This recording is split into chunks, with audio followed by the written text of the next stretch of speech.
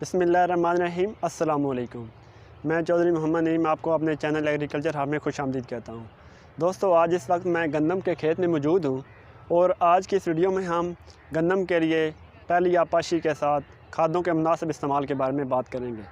अमूमन देखा गया है कि लोग पहले पानी पे यूरिया का इस्तेमाल करते हैं, लेकिन यूरिया के ज़्यादा इस्तेमाल की वजह से जो हमारी फसल है उसकी ज़हरी तौर पे ग्रोथ तो अच्छी नज़र आती है, लेकिन एट द एंड हमारी फसल जो है बेहतर झाड़ नहीं बना सकती।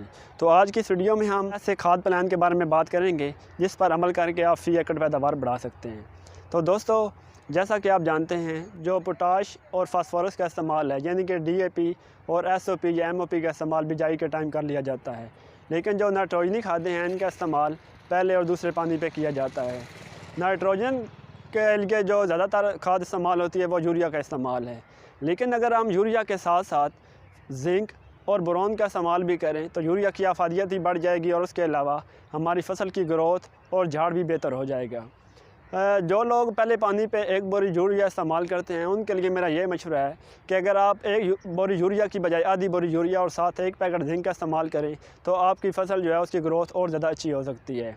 और उसके अलावा अगर आप यूरिया की बजाय अमोनियम नाइट्रेट के साथ एक बैग जो है वो जिंक का इस्तेमाल करें तो वो भी आपकी फसल के लिए काफ़ी फ़ायदेमंद हो सकता है। और अगर आप अमोनियम नाइट्रेट की जगह अमोनियम सल्फेट का इस्तेमाल करें तो नाइट्रोजन के साथ साथ सल्फ़र भी मिल जाती है।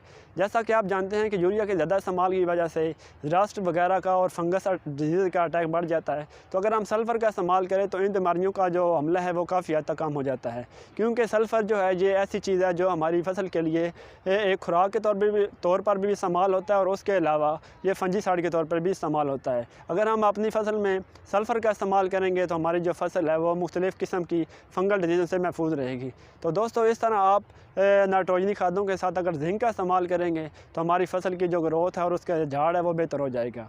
और उसके अलावा अगर सेकंड इरिगेशन की बात की जाए तो उसमें आप जो है वो बोरॉन का इस्तेमाल कर सकते हैं। बोरॉन भी हमारी फसलों के लिए बहुत ज़्यादा ज़रूरी है। जो हमारे दाने खाली रह जाते हैं, यानी कि हमारा सिट्टा खाली रह जाता है और उसके अलावा दाने में वज़न की जो कमी होती है वो बोरॉन की कमी की वजह से होती है। तो दोस्तों, कोशिश करें कि आप बोरॉन का इस्तेमाल भी करें। और अगर आपने बिजाई का टाइम पोटाश का इस्तेमाल नहीं किया तो आप कोशिश करें कि पहले या दूसरे पानी पर पोटाश का इस्तेमाल भी कर लें।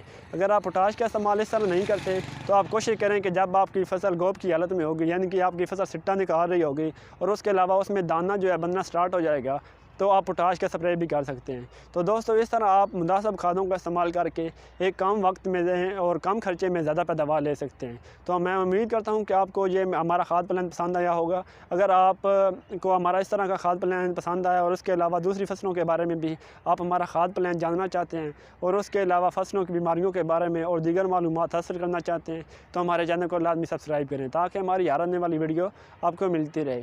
साथ में आपसे एक और भी गुजारिश करना चाहता हूँ कि नीचे जो कमेंट सेक्शन है इसमें आप अगर कोई सजेशन देना चाहते हैं या दूसरे फार्मर हज़रात से अपनी जो अपना तजर्बा वगैरह शेयर करना चाहते हैं तो हमारे कॉन्टैक्ट नंबर भी आपको नज़र आ रहा होगा स्क्रीन पे, आप इस पर भी रब्ता कर सकते हैं और उसके अलावा नीचे कमेंट सेक्शन में भी अपनी राय दे सकते हैं। हम आपकी राय का एहतराम करेंगे और उसके अलावा आपके हर सवाल का जवाब भी दिया जाएगा। अपना और अपनी फसलों का ख़ास ख्याल रखिए। अल्लाह हाफिज़। और अगर आपने अभी तक हमारा चैनल सब्सक्राइब नहीं किया तो फौरन सब्सक्राइब कीजिए, साथ ही बेल आइकॉन पर क्लिक करें ताकि मजीद आने वाली वीडियो है वो आपको वक्त पर मिलती रहे। अल्लाह हाफिज़।